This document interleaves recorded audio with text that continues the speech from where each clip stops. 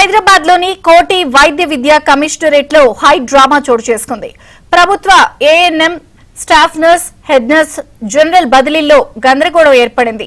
Priority options లేకుండానే ప్రభుత్వ వైద్య సిబ్బందిని అధికారులు ట్రాన్స్ఫర్ చేస్తున్నారని, యూనియన్ లీడర్ల సమక్షంలో ఇష్టానుసారంగా కోరిన చోట బదిలీ చేస్తున్నారని, పారదర్శకత లేకుండా తమను బదిలీ చేస్తున్నారంటూ తెల్లవారుజాము వరకు ANM staff nurse, head nurse ఆందోళన నిర్వహించారు. బదిలీలు గందరగోళానికి దారితీయడంతో వైద్య విద్య కుటుంబ సంక్షేమ కమిషనర్ డాక్టర్ అజయ్ చేతులెత్తేశారు.